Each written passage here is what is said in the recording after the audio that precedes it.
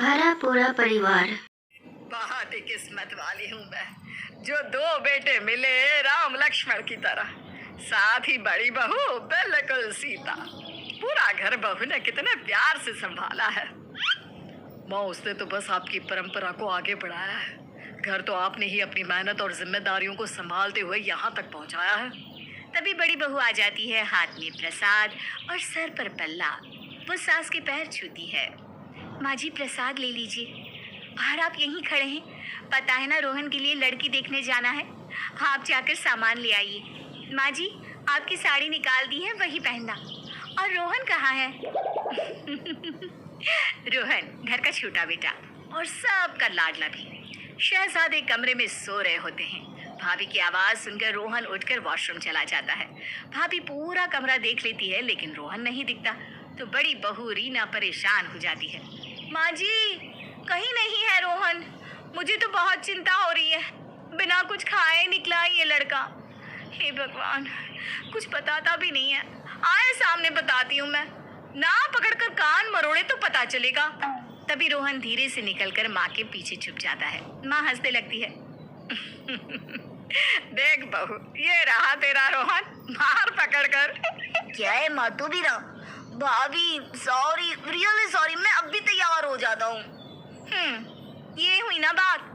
पर रोहन, पहले कुछ खा लो और जल्दी उठने की आदत डालो। कल को बीवी आ जाएगी तो हमें ही ताने देगी ना कि तुम्हें कुछ सिखाया ही नहीं। रोहन भाभी के पास जाता है।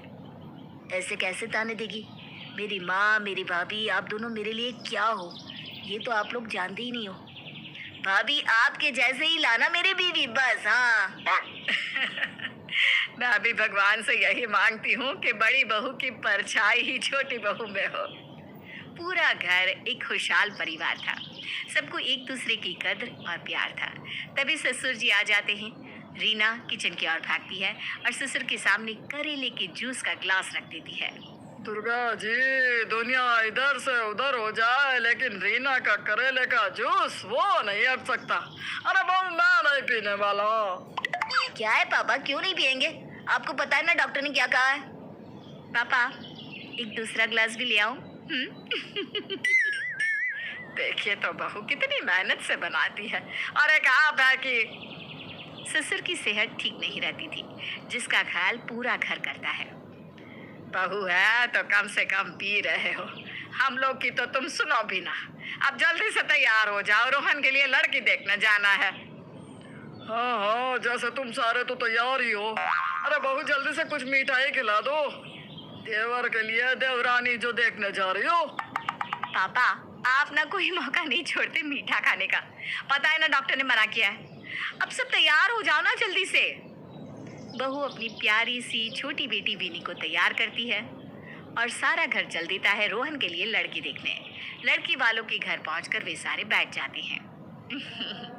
हमारी लिल्ली तो बहुत पढ़ी लिखी है। वो क्या है ना, पढ़ने का शौक है उसे।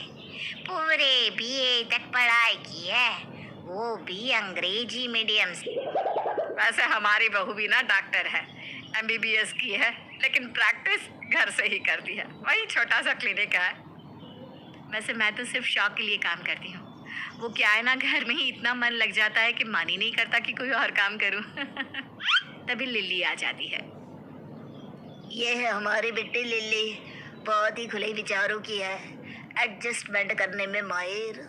और अगर हम लोगों के घर कोई बारात भी क्यों ना आ जाए, पूरी बारात का खाना अकेले ही बना लेती है हमारी बेटी। क्यों?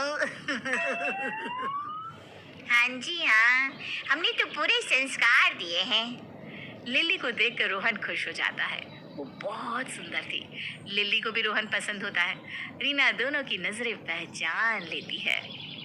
लग रहा है लिल्ली को भी हमारे रोहन जी पसंद आ गए। क्या लिल्ली?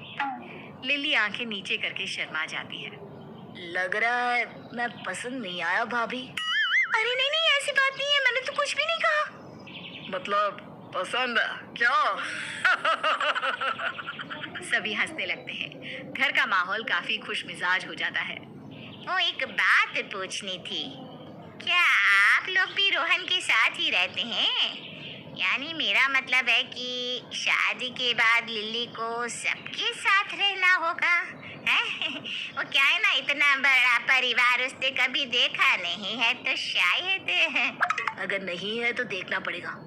मुझसे शादी करनी है तो, क्योंकि मैं तो परिवार के बिना रह ही नहीं सकता। आप खामखा ही परेशान हो रही है। लिल्ली एक बार हम लोगों के घर का हिस्सा बनेगी तो खुद ही समझ जाएगी। हाँ, वैसे भी मेरे लिए तो लिल्ली छोटी बहन जैसी ही होगी। लिल्ली की माँ मुंह बना रही होती है कि लिल्ली कहती है, हाँ हाँ, क्यों नहीं माँ, मुझे रिश्ता मंजूर है। वाह, ये तो बहुत अच्छी बात है। लीजिए सब लीजिए, मिठाई खाइए। लिल्ली के पिता रोहन के पिता को जैसे ही मिठाई खिलाने जाते हैं, वो रीना की ओर देखने लगते हैं। अरे बहू, आज तो इजाजत दे दे, बेटे की शादी तय कर रहा है। वो क्या है ना, डॉक्टर ने मना किया है मीठा खाने से, लेकिन ये है कि सिर्फ बहू से डरते हैं। ठीक है पापा जी, आज एक छोटी सी मिठाई आप खा ही सकते हैं। माहौल खूब अच्छा था। सबको लिल्ली पसंद होती है, लेकिन न जाने क्यों लिल्ली की माँ का मुंह बना ही रहता है। सभी शादी तय करके चले जाते हैं और फिर सबके जाने के बाद, उफ, ये कुर्ता पजामा, माँ जींस देना मेरी। हे भगवान, ये नाटक नहीं होता मुझसे। कैसा नाटक बेटा? एक दिन तो हर किसी को शादी करके घर बसाना है, क्यों? और शादी के बाद तो ये ससुराल वालों की मर्जी होती है कि उनके घर की बहू क्या पहनेगी। अरे रहने दीजिए, पागल मत समझिए। वो लोग तो सोच रहे थे कि सब मिलकर हम लोगों को पागल बना रहे हैं। अरे क्यों पहनेगी उनकी मर्जी से, है? हमारी मर्जी से पहनेगी वो। और तू रे लिल्लिया, क्यों हाँ कर दी उस शादी के लिए? लड़के क्या मर गए थे सारे, जो इतने बड़े खानदान में शादी के लिए हाँ कर दी? अब पिसना घुन की तरह सारी जिंदगी। अरे माँ, मैंने तो लड़के को हाँ की है, पूरे खानदान को नहीं। बेटा, लड़के ने साफ कहा है कि वो अपने परिवार के बिना नहीं रह सकता। हाँ, तो आप भी तो नहीं रह सकती थी ना, माँ के साथ अलग हो गए ना। ज्यादा ना सिखाइए पापा।